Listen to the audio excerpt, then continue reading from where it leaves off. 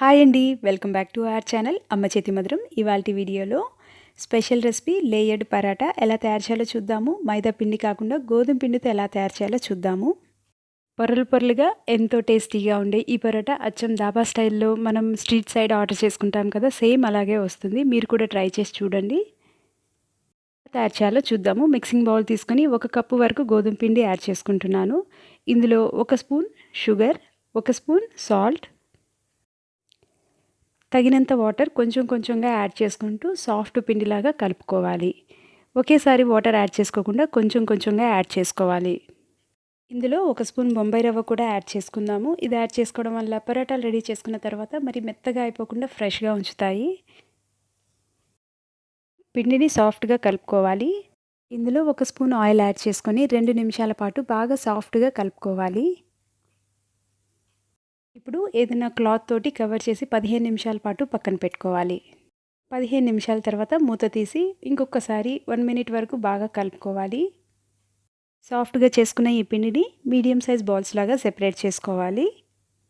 ఇలా ప్రిపేర్ చేసుకున్న బాల్స్ మీద కొంచెం ఆయిల్ యాడ్ చేసుకోవాలి. నేను 1 స్పూన్ వరకు యాడ్ చేస్తున్నాను. ఒక్కొక్క బాల్ మీద ఈ ఆయిల్తో కొంచెం ప్రెస్ చేసినట్లుగా చేసి పక్కన పెట్టుకోవాలి. యాడ్ చేసుకున్న ఆయిల్ 2 పక్కల ఈక్వల్గా పట్టేలాగా చూసుకొని క్లాత్తో కవర్ చేసి 20 నిమిషాల వరకు పక్కన పెట్టుకోవాలి. 20 నిమిషాల తర్వాత చేతికి ఇంకా చపాతీ చేసుకునే పీటకి బాగా ఆయిల్ రాసుకొని ఇప్పుడు దీన్ని చేత్తో ఇలా ప్రెస్ చేయాలి. ఎంత పల్చగా చేసుకోగలిగితే అంత పల్చగా ప్రెస్ చేసుకోవాలి. ఇలా హోల్స్ పడినా కూడా పర్లేదు, చాలా పల్చగా ప్రెస్ చేసుకోవాలి.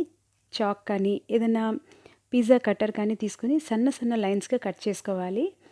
ఇప్పుడు ఇలా వీడియోలో చూపించిన విధంగా అన్ని ఎడ్జెస్ని ఒక దగ్గరగా తీసుకొని కలుపుకోవాలి. మనకి ఎక్స్ట్రా పక్కన ఉన్నవి కూడా కలుపుకోవాలి. ఇలా లేయర్స్ మాత్రం ఇలా కట్ చేసినట్లుగా ఉండాలి. ఇప్పుడు ఇలా పొడవుగా పెట్టుకొని ఒత్తుకోవద్దు, ఒత్తుకుంటే మళ్ళీ కట్ చేసిన లేయర్స్ అన్నీ అంటుకుపోతాయి. ఇలా రోల్లా చేసుకోవాలి. సేమ్ ఇదే ప్రాసెస్లో సెకండ్ రోల్ కూడా చేసుకుందాము. దీనికి నేను చపాతీ కర్ర యూజ్ చేయట్లేదు, ఓన్లీ చేత్తో మాత్రమే ప్రెస్ చేసుకుంటున్నాను. ఆయిల్ అప్లై చేశాను కాబట్టి ఈజీగానే వస్తుంది. చాలా పలుచగా ఒత్తుకున్న తర్వాత పిజ్జా కట్టర్ తోటి లైన్స్లా కట్ చేసుకోవాలి. ఈ ఎడ్జెస్ అన్నింటినీ కలుపుకొని ఇలా పైకి తీసుకున్న తర్వాత మనకి ఒక లాంగ్ షేప్ వస్తుంది. దీన్ని చేత్తో గట్టిగా ప్రెస్ చేయకుండా లైట్గా ఉంచుకొని రోల్ చేసుకోవాలి. అన్ని రోల్స్ ప్రిపేర్ చేసుకున్న తర్వాత పరాటాని ప్రిపేర్ చేసుకుందాము. చేతికి ఇంకా పీటకి కొంచెం ఆయిల్ అప్లై చేసుకొని చేత్తోనే చాలా సాఫ్ట్గా ప్రెస్ చేసుకోవాలి.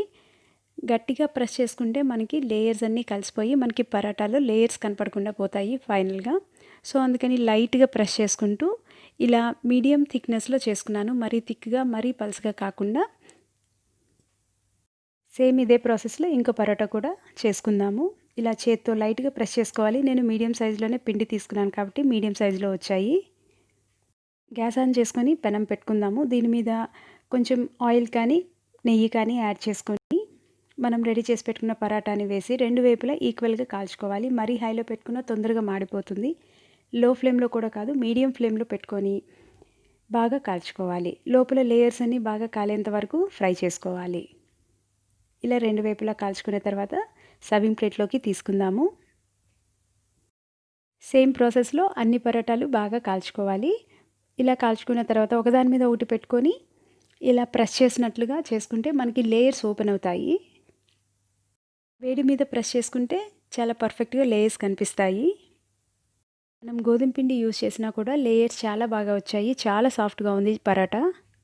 మనం పిండిని కట్ చేసుకొని రోల్లా చేసుకోవడం వల్ల లేయర్స్ అనేవి చాలా పర్ఫెక్ట్గా వచ్చాయి. మీరు చూడండి, వీడియోలో మీకే తెలుస్తుంది. గోధుమ పిండి యూస్ చేసినా కూడా చాలా బాగా చాలా సాఫ్ట్గా వచ్చాయి. మనం బయట ఆర్డర్ చేసుకుని ఈ పరోటాని ఇంట్లోనే చేసుకోవచ్చు. ఎంతో ఈజీగా ఉండే ఈ పరోటాని మీరు కూడా ట్రై చేసి చూడండి. మీకు కనుక ఈ రెసిపీ నచ్చినట్లయితే లైక్ చేయండి, షేర్ చేయండి, కమెంట్ చేయండి, సబ్స్క్రైబ్ చేయండి అమ్మ చేతి మధురం ఛానల్ని. Thank you.